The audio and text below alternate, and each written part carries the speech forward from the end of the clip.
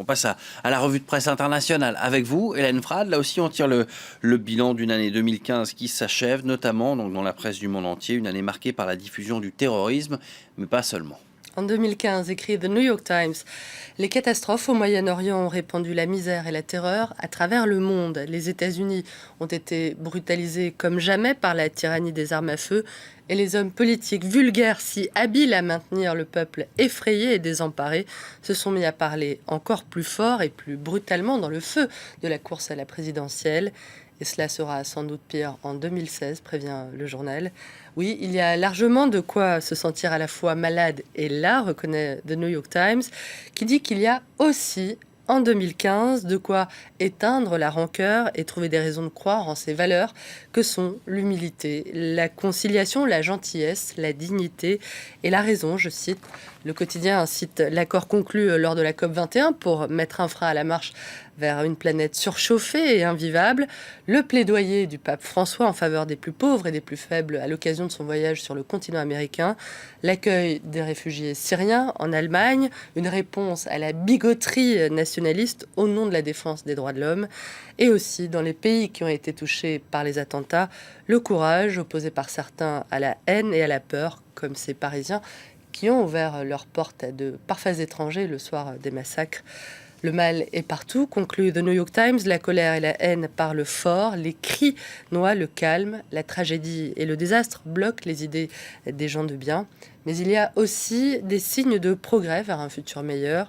Regardez-les ou vous passerez à côté. Ouais, comme quoi, il y a quand même du positif. The New York Times qui rapporte également que l'influence de l'organisation État islamique sur la toile est en train de nourrir les débats sur la liberté d'expression. Sur la liberté d'expression et ses limites, plus précisément, définies, on le sait, par le sacro-saint article 1 de la Constitution américaine, comme concernant tous les propos qui représentent un danger clair et présent. Je cite, l'interdiction concerne donc les propos susceptibles de constituer une menace imminente, mais pas les propos qui font la promotion d'idées ou d'actes susceptibles d'être dangereux. D'après le quotidien, des juristes réfléchissent justement en ce moment sur la nécessité de revoir cette limite constitutionnelle pour mettre un terme notamment au recrutement sur Internet de djihadistes par l'organisation de l'État islamique. Un débat qui a été lancé à la faveur de la campagne pour la présidentielle, selon le journal, qui rappelle que les détracteurs de cette proposition jugent qu'il s'agit là d'une voie très glissante qui risque de se transformer en interdiction de tous les points de vue dissidents. 2016 sera-t-elle l'année de la fin de la liberté d'expression quasi absolue aux États-Unis? Rassurez-vous, The New York Times en doute fort. Ce qui fait guère de doute, en revanche, c'est que les relations russo-américaines resteront passablement froide, prédit cette fois de China Daily, qui montre, on le voit, Obama et Poutine se défiant du regard en 2015, et ils ne bougent pas d'un cil en 2016. Il a aussi Vladimir Poutine, où plusieurs dissidents se sont retrouvés derrière les barreaux en 2015. The Moscow Times rappelle notamment la condamnation du réalisateur ukrainien Oleg Sentsov, opposé, on le sait, à l'annexion de la Crimée, qui a écopé de 20 ans de prison. Une condamnation qui est intervenue quelques mois seulement après celle d'Oleg Navalny, à 3 ans et demi de prison.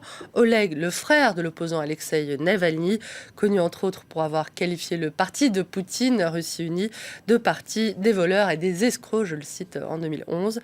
Après avoir connu lui aussi quelques déboires judiciaires, Alexei Navalny persiste et signe, d'après Libération, qui rapporte que l'opposant épingle à présent dans un documentaire le rôle trouble joué par le procureur général russe, Yuri Tchakaya, dans l'enrichissement de ses fils en lien avec la mafia.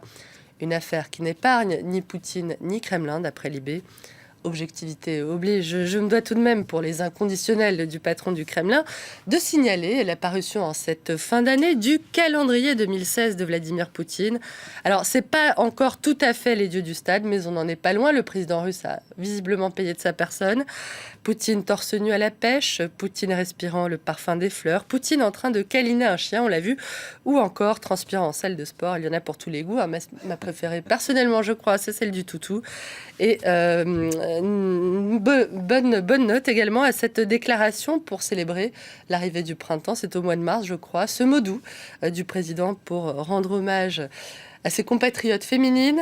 J'aime toutes les femmes russes. Je pense qu'elles sont les plus talentueuses et les plus belles. Tadadadadatam. Alors qu'on sait que ce sont les Françaises. Merci beaucoup, Hélène Frade. Merci à vous de nous avoir suivis. Le prochain journal, c'est dans une poignée de minutes sur France 24. À tout de suite.